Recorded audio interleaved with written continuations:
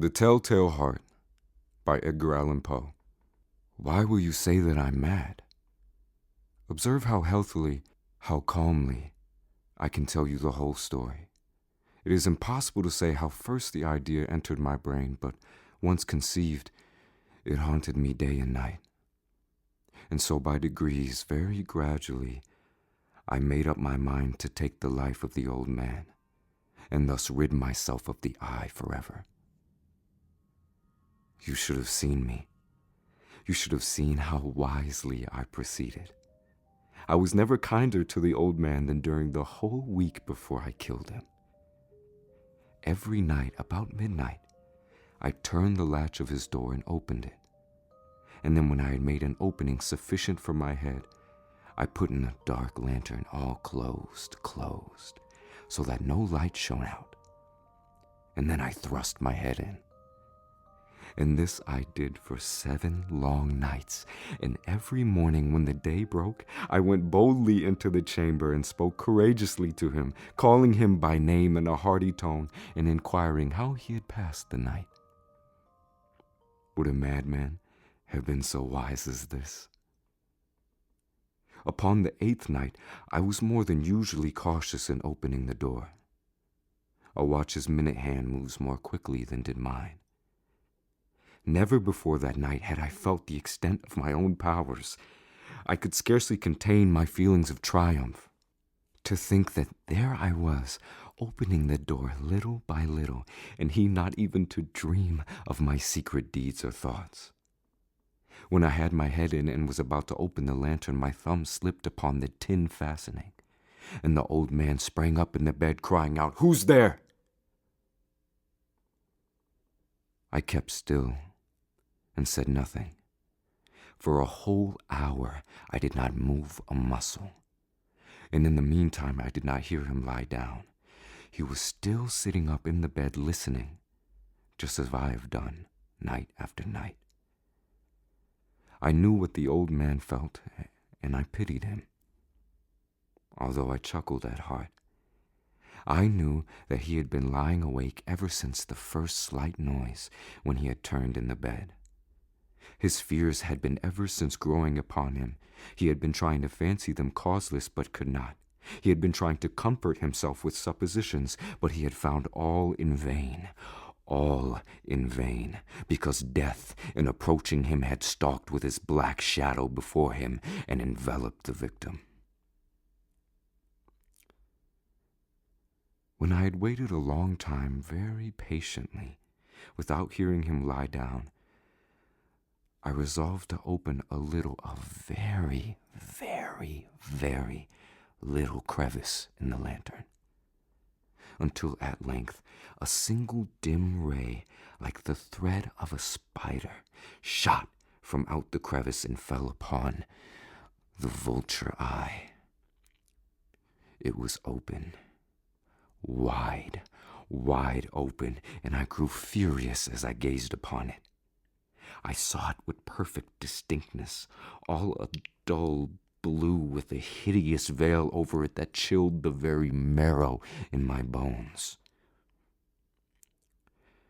Now I say, there came to my ears a low, dull, quick sound, such as a watch makes when enveloped in cotton. I knew that sound well, too. It was the beating of the old man's heart.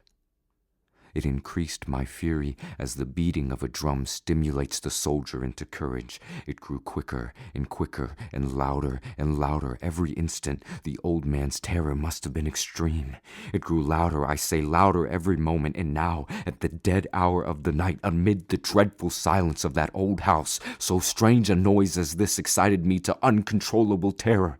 The beating grew louder. I thought the heart must burst, and now a new anxiety seized me. The sound would be heard by a neighbor.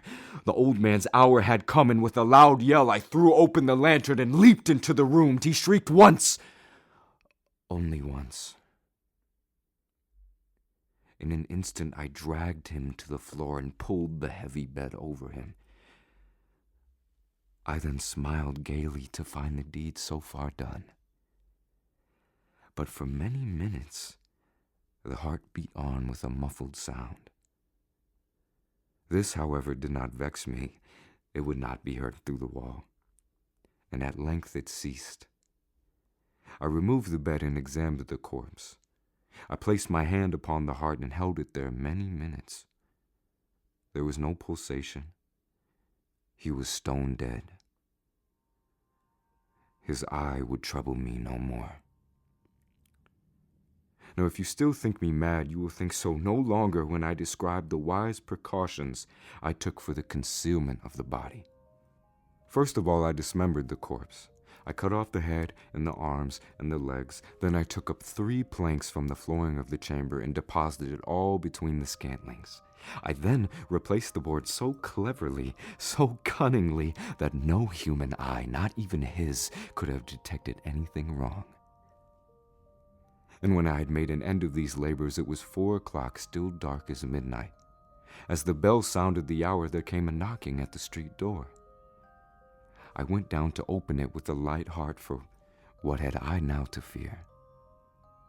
There entered 3 men who introduced themselves with perfect suavity as officers of the police. A shriek had been heard by a neighbor during the night. Suspicion of foul play had been aroused, information had been launched at the police office, and they, the officers, had been deputed to search the premises. I smiled, for what had I to fear? I bade the gentlemen welcome. I took the visitors all over the house. I bade them search well. I led them at length to his chamber. I showed them his treasures secure, undisturbed. And in the enthusiasm of my confidence, I brought chairs into the room and desired them here to rest from their fatigues, while I myself, in the wild audacity of my perfect triumph, I placed my own seat upon the very spot beneath which reposed the corpse of the victim. The officers were satisfied. My manner had convinced them.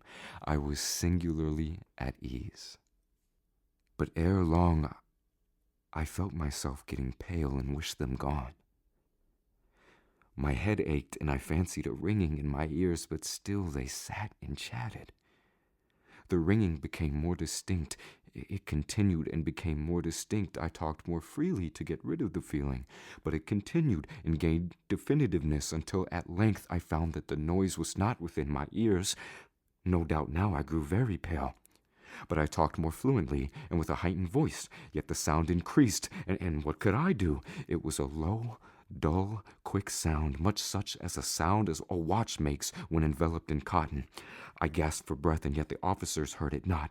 I talked more quickly, more vehemently, but the noise steadily increased. I arose and argued about trifles in a high key and with violent gesticulations, but the noise steadily increased. Why would they not be gone? I paced the floor to and fro with heavy strides, as if excited to fury by the observations of the men, but the noise steadily increased. Oh God, what could I do? I foamed, I raved, I swore, I swung the chair upon which I had been sitting and grated it upon the boards, but the noise arose over all and continually increased. It grew louder, louder, louder, and still the men chatted pleasantly and smiled. Was it possible they not heard? Almighty God, no, they heard. They suspected, they knew. They were making a mockery of my horror. This I thought, and this I think, but anything was better than this agony. Anything was more tolerable than this derision. I could bear those hypocritical smiles no more. I felt that I must scream or die. And now again, hark, louder, louder, louder, louder. Villains! I shrieked. Dissemble no more. I admit the deed. Tear up the planks. Here, it is the beating of his hideous heart.